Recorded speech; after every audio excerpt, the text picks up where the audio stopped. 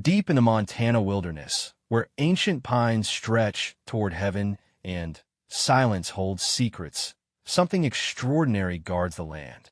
Local hunters whisper about missing poachers, abandoned camps, and equipment found scattered like breadcrumbs leading nowhere. The authorities blame bears, harsh weather, or simple misfortune. But Sarah Chin knows better. She chose this mountain not for its beauty, though it steals breath from visitors who climb its winding trails. She didn't come for peace, though the endless sky offers more quiet than most souls can bear. Sarah Chin came here because some things are worth protecting, even if it means becoming the monster in someone else's nightmare. 23 confirmed kills overseas. 12 years serving her country in places that don't exist on maps. Now she serves something different, something older than flags and borders.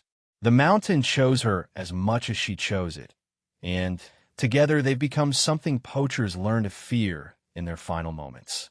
This is not a story about a woman who retired to the countryside. This is about what happens when predators meet their match, when justice wears camouflage, and when the wilderness finds its perfect guardian. Some mountains are meant to remain wild, and Sarah Chin ensures they do, one vanishing poacher at a time. Sarah Chin's pickup truck kicked up dust clouds as it climbed the narrow mountain road for the first time. The vehicle groaned under the weight of everything she owned, which wasn't much after 12 years of moving from base to base, country to country. Her entire life fit into military duffel bags and equipment cases that had traveled more miles than most people ever would. The real estate agent had called her crazy for buying sight unseen. 800 acres of Montana wilderness, accessible only by a single dirt road that disappeared under snow for half the year. No neighbors for 15 miles. No cell service. The nearest town, Elkhorn Creek, had a population of 300 people who minded their own business and expected others to do the same. Perfect. Sarah pulled up to the cabin that would be her home. The previous owner, a hermit named Buck Morrison, had died the winter before. His family couldn't wait to sell the remote property that had been in their family for 3 generations. They'd taken the first offer, grateful to get rid of what they saw as worthless wilderness. They had no idea what they were selling. The cabin was smaller than her last military quarters, but it sat perfectly positioned on a ridge overlooking the entire valley. From the front porch, Sarah could see for miles in every direction. Any movement, any intrusion, would be visible long before it reached her door. Years of training in surveillance and reconnaissance had taught her to value high ground and clear sight lines above comfort. Inside, the cabin was sparse but functional. Buck had been a practical man. Wood-burning stove for heat, propane for cooking, solar panels, and a generator for minimal electricity. A well-provided fresh water, and the septic system was simple but reliable. No unnecessary luxuries. No weak points that could fail when you needed them most. Sarah spent her first week exploring the property boundaries, moving through the forest with the silent grace that had kept her alive in Afghanistan and Iraq. Her trained eyes cataloged every game trail, every water source, every natural choke point where someone might try to cross her land. She found Buck's old hunting stands, some still solid, others rotting and dangerous. She noted which ones commanded the best views and began planning improvements. The wildlife was abundant. Elk grazed in the meadows at dawn and dusk. Black bears marked trees and left massive paw prints in muddy areas near streams. Mountain lions carved their territories with scent markings and claw marks. White-tailed and mule deer moved through the forest like ghosts, their trails worn deep into the earth by generations of passage. But Sarah also found signs of human intrusion that made her jaw clench. Empty beer cans glinted in the undergrowth.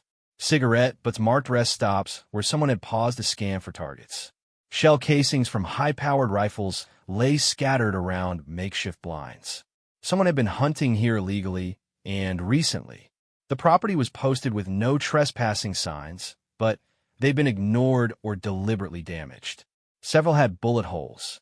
One had been used for target practice so extensively that only the metal post remained. The message was clear. Poachers had claimed this territory and didn't intend to give it up to some city woman who thought she could play mountain hermit. They didn't know about Sarah's background. The real estate agent had listed her profession as security consultant, which was technically true but missed several important details. Details like her expert marksmanship rating with 7 different weapon systems.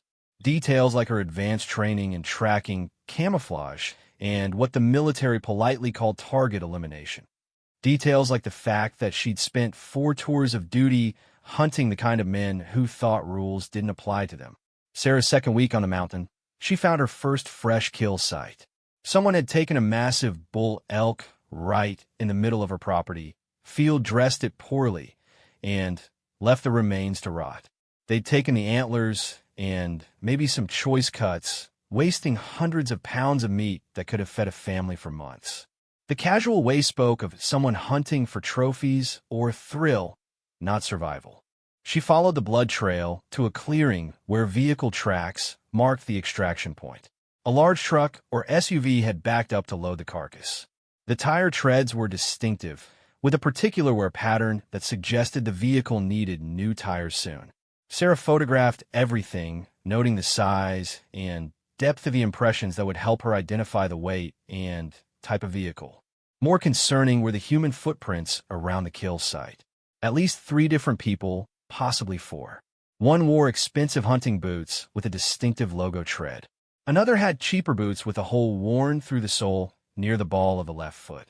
The third person was lighter, possibly a woman or teenage boy, wearing running shoes completely inappropriate for mountain terrain. These weren't desperate people hunting to feed their families. These were recreational killers who saw her mountain as their personal playground.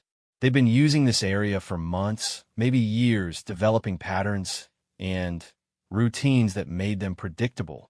Predictable targets were easier to handle. Sarah spent the rest of that week conducting what she mentally termed initial reconnaissance. She moved through the forest like smoke, using every technique she'd learned in special operations training. She located 3 separate campsites where the poachers had stayed overnight, complete with fire rings and makeshift latrines. She found their favorite hunting spots, marked by spent shell casings and bloodstains. She identified their primary access route, a logging road that connected to the state highway 20 miles east. Most importantly, she found their pattern. They came every 2 weeks, arriving Friday afternoon and leaving Sunday evening. Always the same group, based on the consistent footprint evidence. Always using the same campsites, the same hunting spots, the same extraction points. They'd grown comfortable, careless, confident that no one was watching. Sarah was watching now. She began her preparations with the methodical precision that had made her one of the most effective snipers in her unit. First, she established primary and secondary observation positions with clear lines of sight to the poachers' favorite areas. She built her first blind in a massive pine tree overlooking their main campsite, 40 feet off the ground with a commanding view of the entire clearing. The construction was invisible from ground level.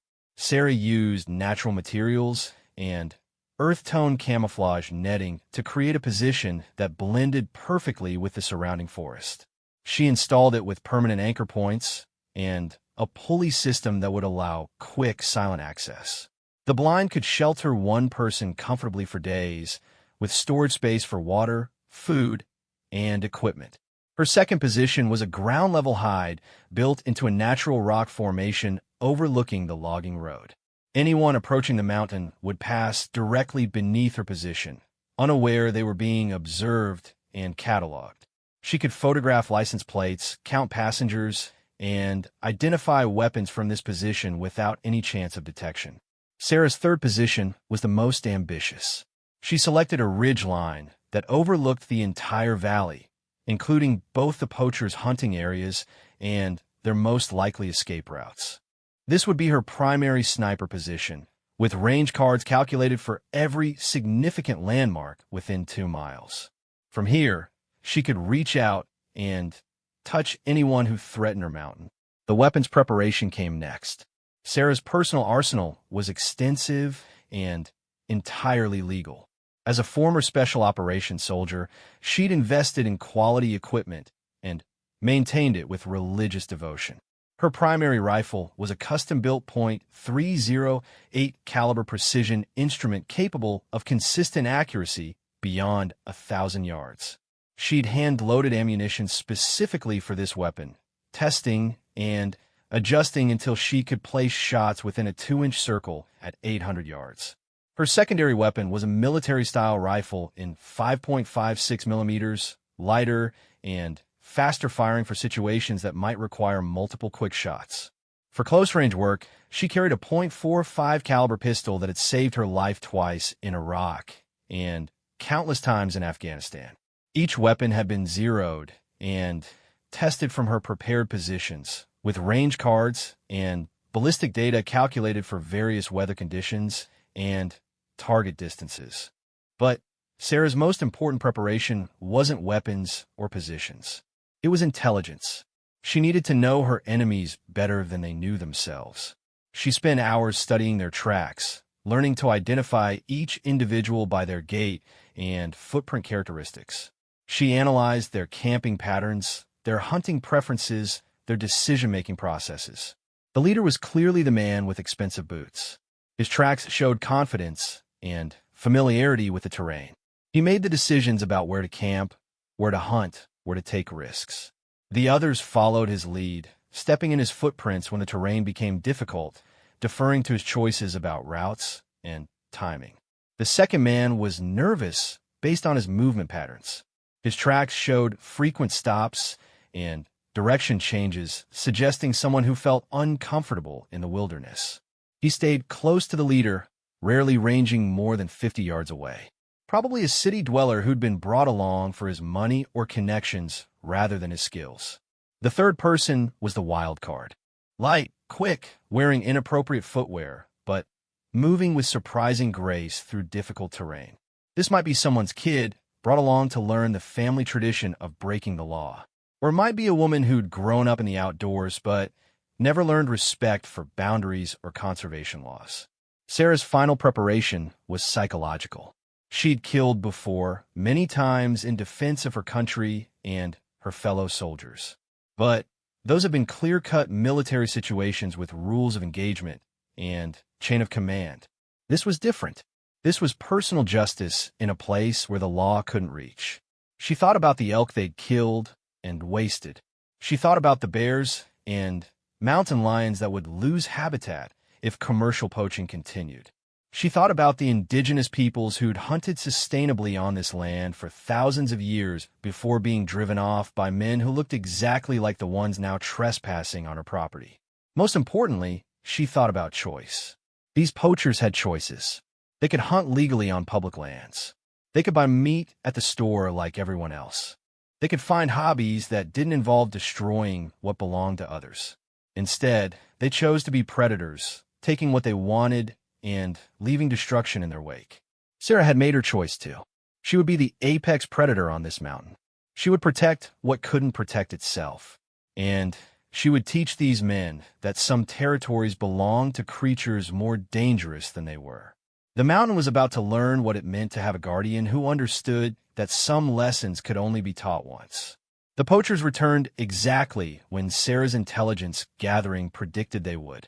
Friday afternoon, 2 weeks after she discovered their last kill site, the familiar sound of a diesel engine grinding up the logging road echoed through the valley.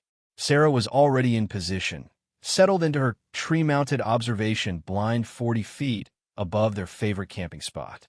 Through her high-powered spotting scope, she watched a battered Ford F-350 emerge from the tree line. The truck was midnight blue with primer spots marking previous collision repairs. More importantly, the rear tires matched the distinctive wear-pattern she'd photographed at the elk kill site. This was definitely the right group. 3 men climbed out of the truck, moving with the casual confidence of people who'd never been challenged.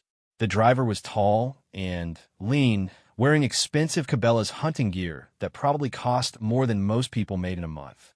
His movements were smooth and economical, suggesting someone comfortable in the wilderness. This was the leader, the man whose expensive boot prints she'd been tracking for weeks. The second man struggled to extract himself from the passenger seat, clearly uncomfortable with the physical demands of mountain terrain. He was shorter and heavier, wearing new hunting clothes that still had store creases. His gear was top quality, but unused, the kind of equipment bought by someone trying to buy competence. City money funding country crimes. The third person surprised her. A young woman, maybe 25, moved around the truck with the easy grace of someone raised in the outdoors. She wore practical clothes and broken-in boots, carrying herself with a confidence that suggested real experience. But she was here, participating in what she knew was illegal, which made her just as guilty as the men. Sarah adjusted her spotting scope and began documenting everything.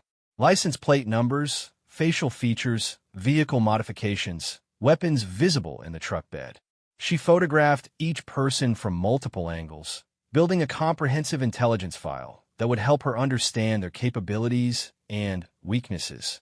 The leader's name was Marcus, based on what the others called him.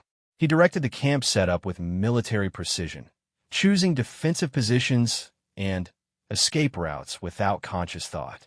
Possible veteran, Sarah noted, which would make him more dangerous but also more predictable. Military training created habits that could be exploited by someone who understood them. The heavy man answered to Tommy and clearly provided the funding for these expeditions. His gear was expensive but poorly maintained, suggesting someone who bought the best equipment without understanding how to use it properly. He complained constantly about the physical demands of setting up camp, the cold mountain air, the lack of cell phone service. Urban soft target, Sarah classified him. Dangerous only because of what he enabled, not what he could do personally. The woman called herself Jess and moved through camp tasks with practiced efficiency. She knew how to build a proper fire, how to secure food against bears, how to set up a campsite that would stay dry if rain started. Unlike the men, she belonged in this environment, which made her presence here more troubling. She was choosing to be a criminal despite knowing better. Sarah spent the entire first evening documenting their routines and conversations. Marcus planned their hunting strategy for the next morning, identifying locations where they'd seen elk sign during previous trips. Tommy complained about the sleeping arrangements and demanded they use his expensive portable heater despite Marcus's warnings about noise discipline. Jess stayed quiet, contributing practical suggestions when asked, but otherwise keeping her thoughts to herself. Their weapons were serious hunting rifles, not the cheap equipment used by desperate poachers. Marcus carried a .300 Winchester Magnum capable of dropping any animal in North America. Tommy had a .30-06 Springfield with an oversized scope that probably cost more than Sarah's truck. Jess used a smaller caliber rifle, maybe a .243 Winchester, appropriate for deer, but marginal for elk. As darkness fell, Sarah retreated to her ground-level position overlooking the logging road. These poachers would hunt at dawn, which meant leaving camp before sunrise. She needed to be in position to document their movement and identify their hunting locations. More importantly, she needed to understand their extraction plan in case things went wrong. Saturday morning arrived gray and cold, with frost covering everything above 8,000 feet elevation. Sarah had been in her sniper position since 4 a.m., watching the poachers camp through her rifle scope. At precisely 5:30, Marcus began rousing the others for their first hunt. The group moved through the forest with reasonable sound discipline, though Tommy's heavy breathing and occasional stumbling would alert any wildlife within a quarter mile. Marcus led them along game trail Sarah had mapped weeks earlier, heading toward a meadow where elk often fed in the early morning hours. Sarah paralleled their movement from ridge positions, staying 300 yards away and using terrain features to remain invisible. Her years of special operations training made this almost effortless. She could track their progress by sound and movement, positioning herself to observe their hunting site while maintaining multiple escape routes. The elk were there, a small herd of 6 animals grazing in the morning mist. A mature bull with an impressive rack led 4 cows, and a yearling calf through the meadow, following ancient patterns that had survived here long before humans arrived. They were magnificent creatures, perfectly adapted to this harsh environment, living in harmony with the ecosystem that sustained them. Marcus positioned his group at the meadow's eastern edge, using natural brush for concealment. His tactics were sound, Sarah admitted reluctantly. He'd chosen a position with clear fields of fire, good visibility, and multiple escape routes. The wind direction favored the hunters, carrying human scent away from the elk herd. What happened next tested every ounce of Sarah's discipline and training. Marcus selected the bull elk as his target, taking careful aim with his high-powered rifle. The shot was technically excellent, dropping the massive animal instantly with a clean kill that minimized suffering. But instead of approaching to field dress the elk properly, the three poachers began celebrating like they'd won a football game. They posed for photographs with the dead bull, grinning and holding up its head to display the antlers. Tommy pulled out an expensive camera and began documenting their illegal kill from every angle, creating evidence that would convict them in any court. Jess seemed uncomfortable with the celebration, but participated anyway, smiling for photos that would document her participation in the crime. Then, they committed the act that transformed Sarah's surveillance into something more personal. Marcus began cutting away the elk's antler rack while Tommy and Jess took choice cuts from the hindquarters. But they left behind hundreds of pounds of perfectly good meat, wasting protein that could feed a family for months. Worse, they made no effort to properly field dress the carcass, ensuring that the remaining meat would spoil quickly and attract scavengers. The casual way spoke of people who killed for trophies and excitement rather than need. They were destroying wildlife for their own entertainment, treating living creatures as props in their weekend adventure game.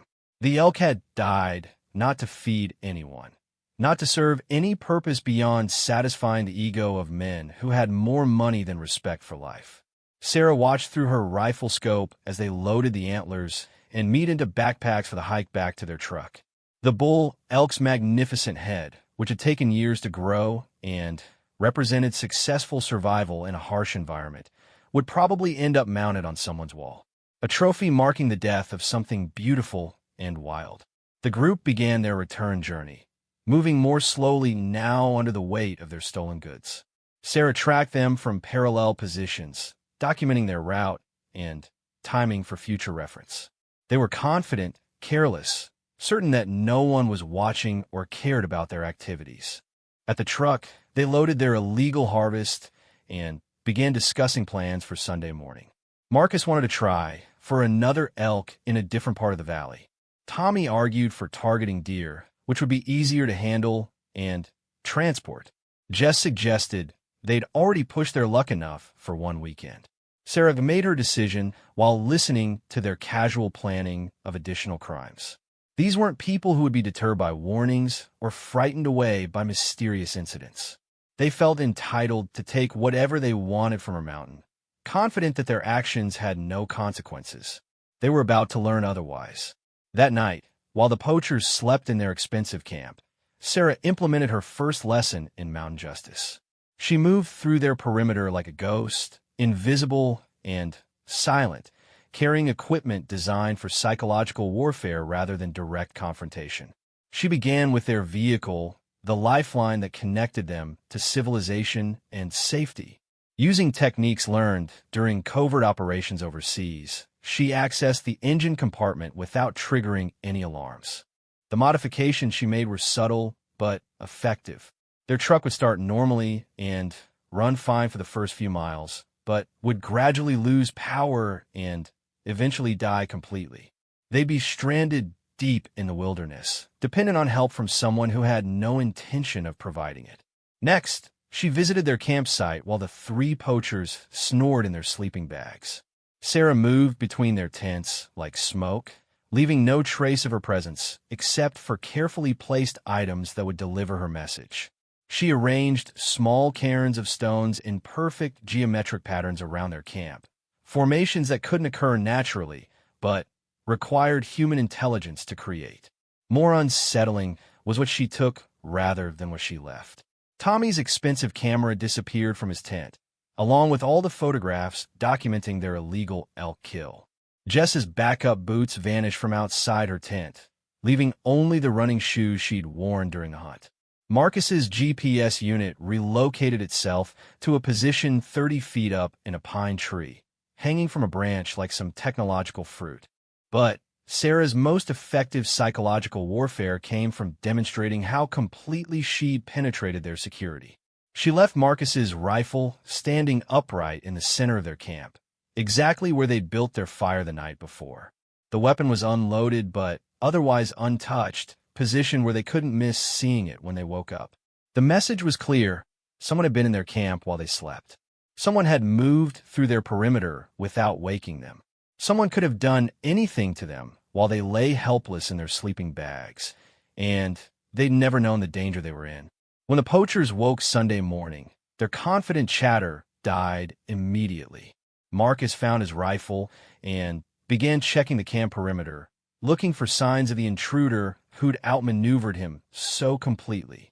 Tommy discovered his missing camera and began demanding explanations that no one could provide. Jess stared at the stone cairns with growing understanding that someone was sending them a deliberate message. They packed their camp quickly, abandoning their planned Sunday hunt in favor of immediate departure. The casual confidence was gone, replaced by nervous glances and hushed conversations about who might be watching them. They loaded their truck with unusual haste, eager to escape the mountain that had suddenly become hostile territory. The truck started normally, as Sarah knew it would. The poachers felt relief as they began driving down the logging road toward civilization and safety. They congratulated themselves on escaping whatever crazy mountain hermit had played pranks on their camp. The engine died 2 miles from the main highway, exactly where Sarah's modifications were designed to take effect.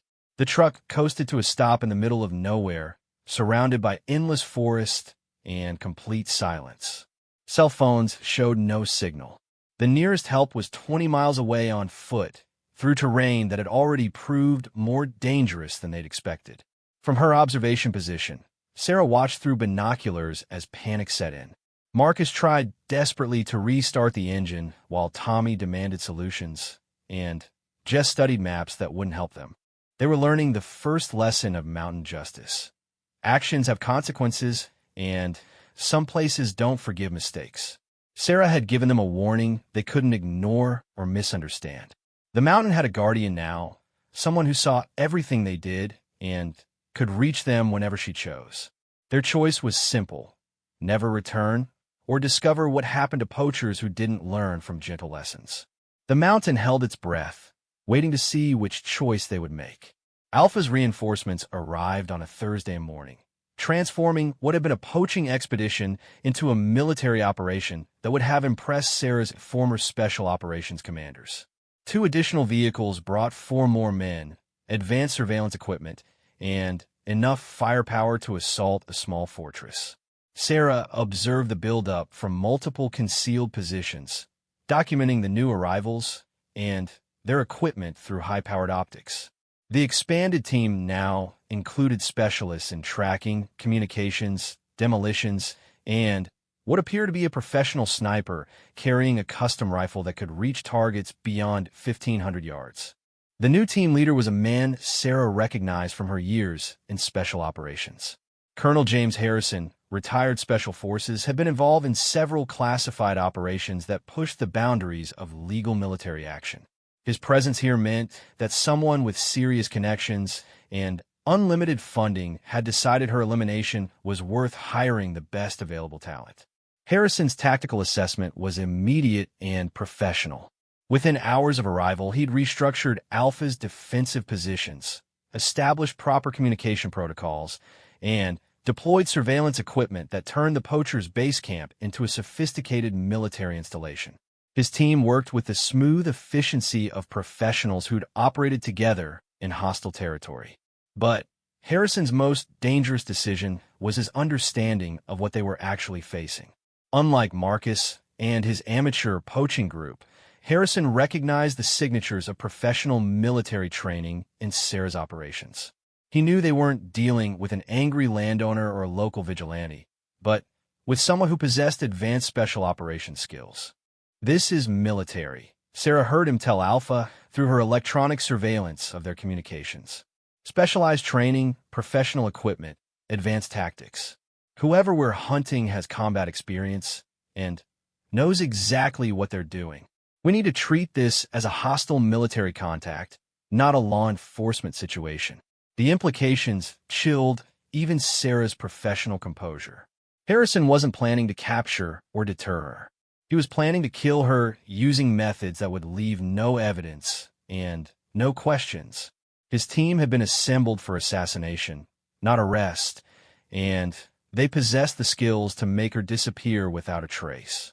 Harrison's first operational decision proved his military competence. Instead of conducting obvious search operations that revealed his team's positions and movements, he established passive surveillance networks designed to detect Sarah's activities without exposing his men to retaliation. Motion sensors, infrared cameras, and acoustic monitoring equipment created an invisible web throughout the valley. More concerning was his use of the professional sniper, a thin man with dead eyes who moved through the forest like a predatory animal. Sarah observed him establishing multiple hide positions with clear fields of fire across the terrain she'd been using for her own operations. His equipment and tactics matched anything she'd encountered during her military service. The psychological pressure was immediate and intense. For the first time since establishing her mountain sanctuary, Sarah felt like prey rather than predator. Harrison's team possessed the skills and equipment to hunt someone with her training, and they clearly intended to eliminate rather than capture their target. But Sarah possessed advantages that Harrison's team couldn't match. This was her territory, prepared over months with hidden positions, cache supplies, and escape routes that existed only in her memory. She knew every rock, every tree, every game trail throughout 800 acres of wilderness. Harrison's team was operating in unknown terrain against an enemy who had become part of the landscape. More importantly, Sarah was defending her home while Harrison's team was conducting an aggressive operation far from their support base. Military history taught clear lessons about the advantages held by determined defenders operating on familiar ground against overconfident attackers who underestimated local conditions. Sarah's counter-surveillance detected Harrison's passive monitoring network within 48 hours of its installation. His sensors were professionally placed and properly camouflaged, but they followed predictable patterns based on standard military doctrine. Sarah's special operations training had taught her to think beyond conventional approaches, identifying weaknesses in systems designed to stop average opponents. Her response was immediate and surgical. Rather than destroying Harrison's surveillance network, she compromised it in ways that would feed false information to his intelligence analysis. Motion sensors were redirected to monitor wildlife movement patterns that would create false alarms. Acoustic monitors were repositioned to pick up natural sounds that would mask human activity. Camera positions were subtly adjusted to create blind spots that appeared accidental, but were precisely calculated. The result was intelligence corruption that would degrade Harrison's tactical decision-making without alerting him to the compromise. His team would receive continuous false reports that would gradually erode their confidence in their technical advantages while leading them into tactically disadvantageous positions. But Sarah's most effective counter-operation targeted Harrison's professional sniper, the most dangerous member of his team, and the one most capable of ending her operations permanently. She'd identified his 3 primary hide positions and calculated his likely fields of fire from each location. Now, she would demonstrate why overconfidence was fatal in the mountains. The sniper's first hide was a natural rock formation overlooking the meadow where Marcus had killed the elk. Professional construction, excellent camouflage, commanding view of the terrain below. The position was tactically perfect except for one crucial flaw. It was too obvious to someone with Sarah's experience and training. Sarah approached the position using techniques developed during urban warfare operations in Iraq, moving through terrain that conventional thinking considered impassable. Her route required technical climbing skills and absolute silence, but it brought her to within 50 yards of the sniper's position without triggering any of his detection systems.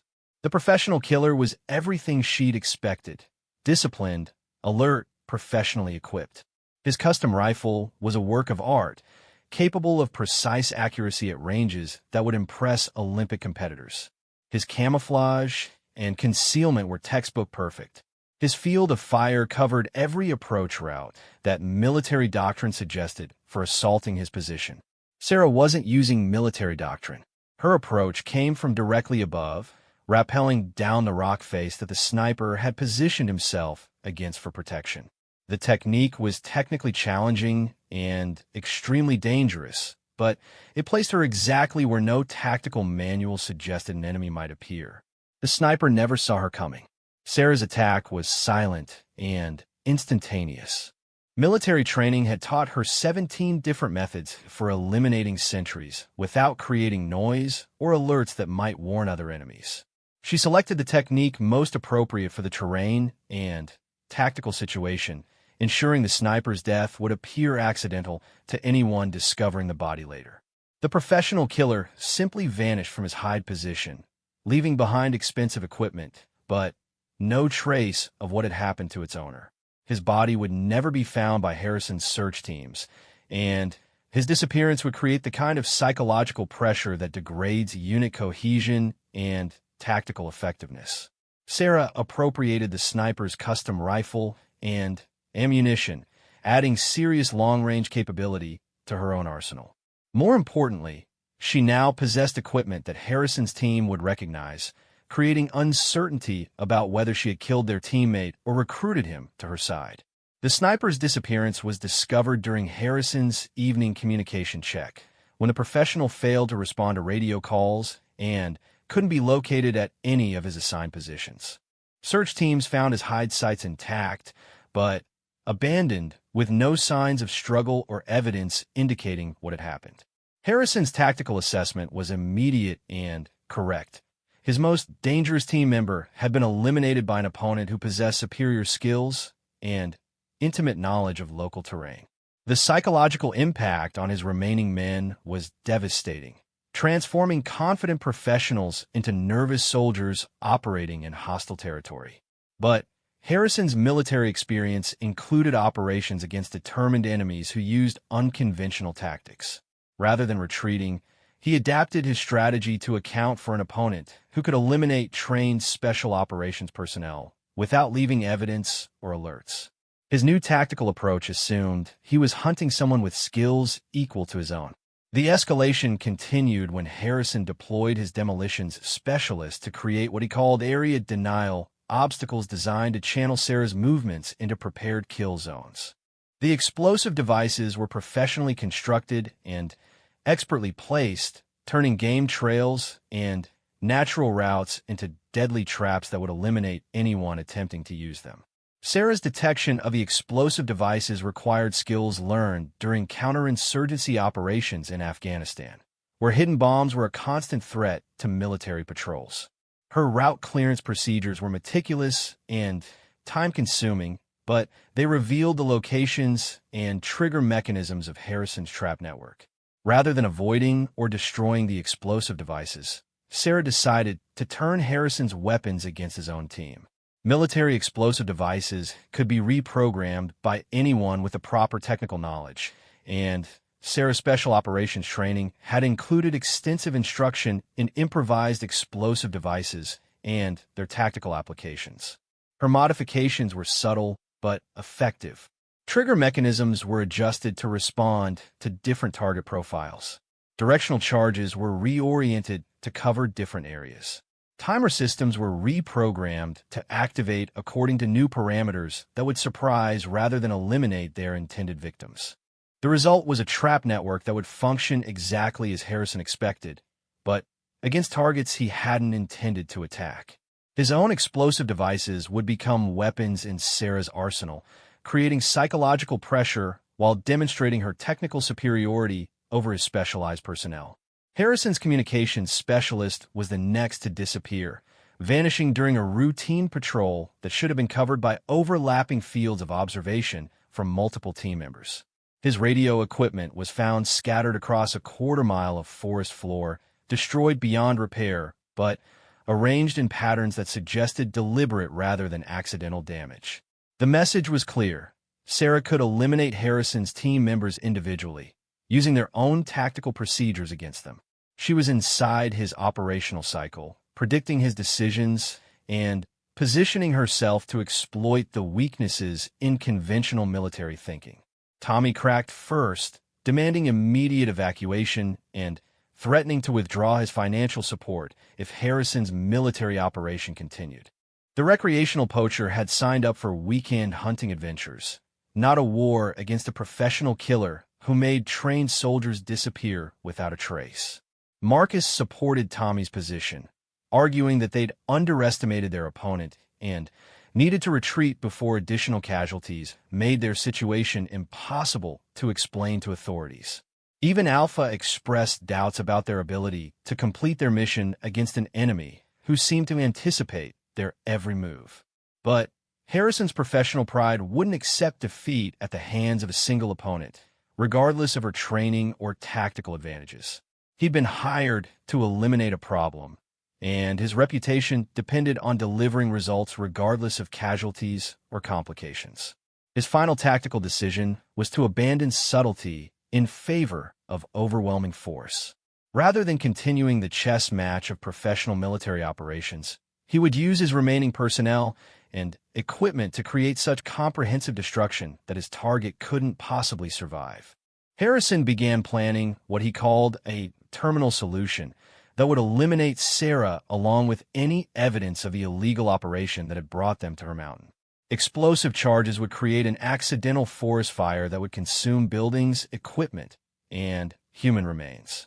Search and rescue operations would find only the tragic aftermath of a wilderness accident. Sarah's electronic surveillance detected Harrison's planning session, revealing the scope of destruction he was willing to create to achieve his mission objectives. Innocent wildlife, pristine wilderness, and her own mountain sanctuary would be sacrificed to eliminate a single target who had interfered with recreational poaching. The revelation transformed Sarah's defensive operations into something more personal and final. Harrison had escalated beyond military tactics into environmental terrorism, threatening to destroy the ecosystem she'd sworn to protect. Some lines couldn't be crossed without permanent consequences. Sarah began planning her own terminal solution, one that would eliminate Harrison's threat while ensuring that no similar operations would ever be attempted on her mountain again. The lesson she was about to teach would become legend among the kind of men who thought money and military training made them invincible. The mountain was about to demonstrate what happened when apex predators underestimated the creatures they'd chosen to hunt. Harrison's final assault began at dawn on a crisp October morning, when autumn colors painted the mountain in shades of gold and crimson that would soon be blackened by the fires he planned to set. Sarah watched his team's final preparations through the appropriated sniper rifle's high-powered scope, documenting their positions and movement patterns with the clinical precision of a predator studying prey. The remaining team members moved with the desperate efficiency of professionals who understood they were fighting for their lives against an enemy who had systematically eliminated their colleagues. Harrison had positioned his men in a classic search and destroy formation, designed to flush Sarah from her concealed positions and drive her into prepared kill zones where concentrated firepower would ensure her elimination. Alpha led the southern sweep team, moving up the valley with two of Harrison's remaining specialists. Their route would take them through the meadow, where Marcus had killed the elk, past the rock formations where the sniper had vanished, toward the ridge line where Harrison believed Sarah had established her primary base. The team moved with professional sound discipline, communicating through hand signals and maintaining proper tactical spacing. Marcus and Tommy formed the northern pincer, accompanied by the demolitions specialist who carried enough explosive charges to level a city block. Their mission was to drive Sarah toward Alpha's kill zone while destroying any structures or equipment that might provide her with shelter or supplies. They moved nervously, clearly understanding they were bait in Harrison's larger tactical plan. Jess had been assigned to remain at the base camp with Harrison, officially serving as communications coordinator, but actually held as insurance against Sarah's potential for retaliation. Her presence would limit Sarah's tactical options, forcing her to consider collateral damage that might harm someone who is technically innocent of the worst crimes. Harrison himself occupied the command position on the highest ridge, equipped with radio communications and a precision rifle that could reach targets throughout the valley. His position allowed overall tactical control while providing direct fire support for either assault team.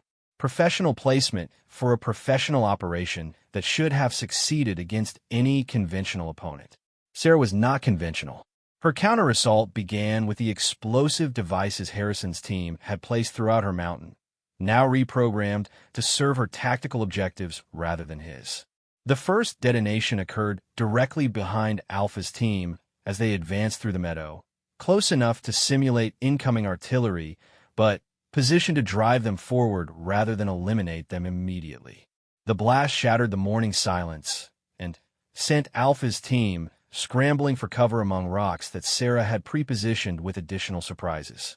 Motion-activated charges created a symphony of explosions that seemed to come from everywhere and nowhere, forcing the assault team into a defensive posture that left them exposed to observation and direct fire.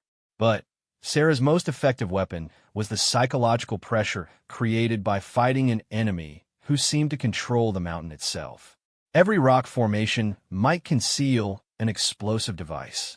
Every tree line might hide a sniper position. Every step forward might trigger the kind of trap that had already eliminated two of their professional colleagues. Alpha's team discipline began fragmenting under the relentless pressure of fighting an invisible enemy who struck without warning and vanished without trace. Radio communications filled with nervous chatter as professional soldiers reported contacts that disappeared before they could be engaged, movements that might have been human or wildlife, sounds that suggested immediate threats from multiple directions simultaneously. The Northern Assault Team experienced similar harassment as they advanced up the valley toward positions Sarah had abandoned hours earlier. Marcus's confidence finally shattered completely when an explosive charge detonated close enough to shower him with pine needles and debris, while Tommy began demanding immediate evacuation despite Harrison's orders to continue the assault. But Sarah's tactical masterpiece was her assault on Harrison's command position, demonstrating the difference between military competence and special operations artistry. While his teams thrashed through the forest below, she was climbing the cliff face directly beneath his observation post, using techniques learned during mountain warfare training in Afghanistan. The approach required absolute silence and technical climbing skills that pushed human limitations to their breaking points. Sarah ascended 300 feet of vertical rock face during a 2-hour climb that would have challenged experienced mountaineers using safety equipment. She made the climb in tactical gear, carrying weapons and equipment that added 50 pounds to her body weight. Harrison never suspected that his enemy was approaching from directly below, using a route that conventional tactical thinking dismissed as impossible. His attention focused on the valley floor, where his assault teams were reporting continuous contact with an enemy who seemed to be everywhere simultaneously. Sarah reached Harrison's position during the height of the firefight below, when radio chatter and distant explosions masked any sound her final approach might have created.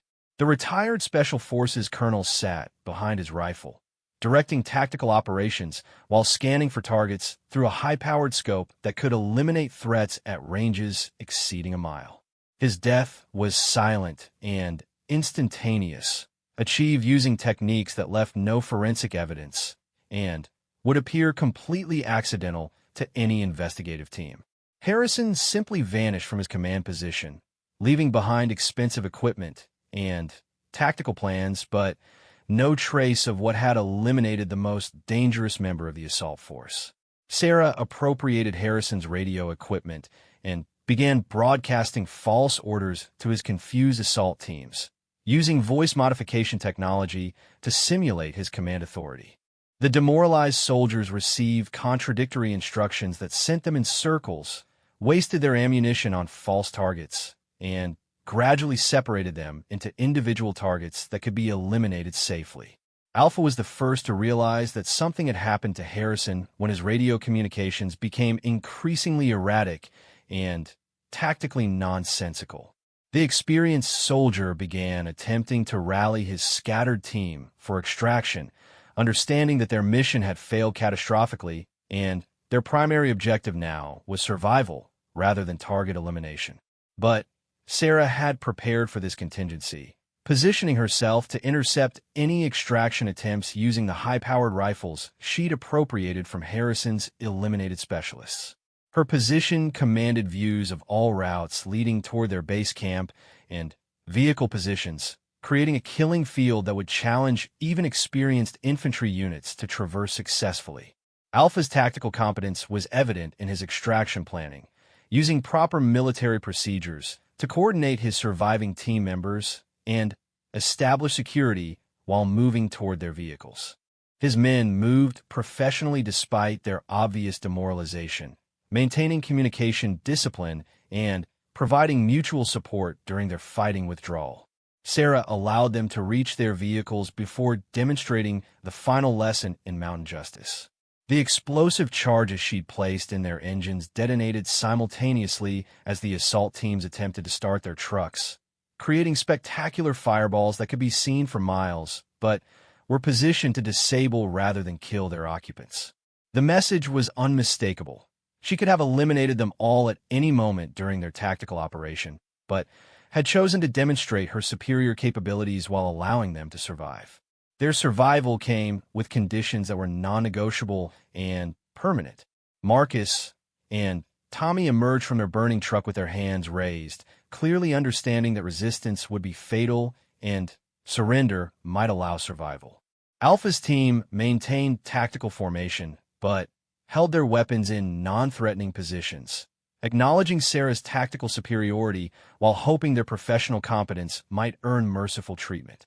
Jess stood beside the burning vehicles with tears streaming down her face, finally, understanding the scope of destruction that recreational poaching had brought to the mountains she'd grown up loving. Her participation in illegal activities had brought military-grade violence to a wilderness that deserved protection rather than exploitation. Sarah appeared from the tree line like a ghost materializing from shadows, moving with the fluid grace of someone completely comfortable in wilderness environments. She carried Harrison's custom rifle with casual competence, demonstrating the kind of weapon handling that left no doubt about her military background and current capabilities. Her appearance was exactly what the surviving poachers expected: camouflage clothing, tactical equipment, the lean build of someone who lived actively in challenging environments. But her eyes held the cold professionalism of someone who'd killed before and would kill again if circumstances required such permanent solutions to ongoing problems. "You came to my mountain with military weapons," Sarah said quietly, her voice carrying clearly in the crisp mountain air. "You brought professional killers to eliminate someone who was protecting wildlife from recreational slaughter. You planned to burn 800 acres of pristine wilderness to cover up your crimes." She paused, allowing her words to register with men who were finally understanding the scope of their tactical and moral failures. "Your friends who disappeared learned their final lesson about consequences and choices. They chose to escalate beyond deterrence into elimination, so they were eliminated. You have the same choice now: learn from their mistakes or join them permanently."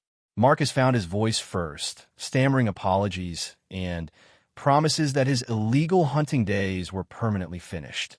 Tommy offered money, as if financial compensation could repair the damage done to wilderness ecosystems and threatened wildlife populations. Alpha maintained military bearing, but acknowledged Sarah's tactical superiority and their complete defeat. Only Jess spoke with genuine understanding of what had happened on the mountain. "We killed something beautiful," she said quietly. "We turned hunting into slaughter and wilderness into a war zone. I'm sorry for my part in this. I'll never come back." Sarah studied each survivor with the cold assessment of someone deciding who deserved mercy and who required permanent solutions. Her military training had taught her to evaluate threats and eliminate them with whatever force proved necessary. But her humanity still hoped that some lessons could be learned without additional casualties. "You leave now," she said finally. "You walk 20 miles to the highway. You never speak about what happened here. You never return to this mountain or any similar place. You never engage in illegal hunting or wildlife destruction. These conditions are non-negotiable and permanent." She gestured toward the burning vehicles and smoking forest where Harrison's assault had failed so completely. "Your military friends discovered what happens when people ignore mountain justice. The wilderness has a guardian now, someone who sees everything and reaches everywhere. The choice is simple: respect the boundaries or disappear permanently." The survivors began their long walk toward civilization, carrying only what they could manage on foot and leaving behind equipment worth hundreds of thousands of dollars. Sarah watched them disappear down the logging road, knowing that word would spread through certain communities about the mountain that fought back against those who threatened it. The cleanup took 3 days. Bodies were buried in locations that would never be discovered by search teams or forensic investigators. Equipment was destroyed or relocated to serve Sarah's defensive needs. Evidence was eliminated or scattered in ways that would confuse any potential investigation. Harrison's military-grade communication equipment became part of Sarah's early warning network, alerting her to any future intrusions long before they could threaten the wildlife she'd sworn to protect.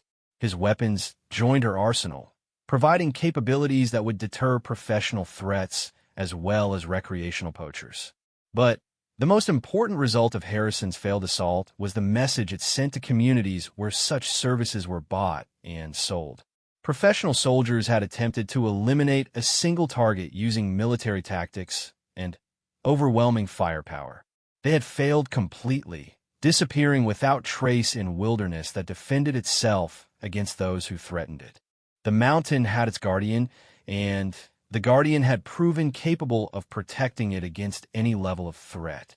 Word would spread through the networks that connected mercenaries, poachers, and wealthy clients who thought money could solve any problem. Some places were defended by creatures more dangerous than anything money could buy. Sarah returned to her cabin as autumn settled into winter, bringing snows that would isolate the mountain for months and give the ecosystem time to heal from the violence it had witnessed. The elk returned to their ancient grazing patterns. The bears prepared for hibernation, and the mountain lions resumed their territorial hunting without interference from human predators. Spring would bring new challenges, but Sarah was prepared for whatever threats might emerge from communities that refused to respect boundaries or learn from the mistakes of others. The mountain had taught its lessons well, and those lessons would be remembered by anyone wise enough to listen. Some territories belonged to the wild things, and Sarah Chun had become the most dangerous wild thing of all. The mountain was safe, and it would remain safe as long as its guardian drew breath and held the high ground against those who thought rules didn't apply to them. The wilderness had found its perfect protector, and together they had become something that would live in legend among those who understood what happened when predators met their match in places where money and violence meant nothing compared to determination and skill. The mountain held its secrets well, and Sarah Chun was the deadliest secret it would ever keep.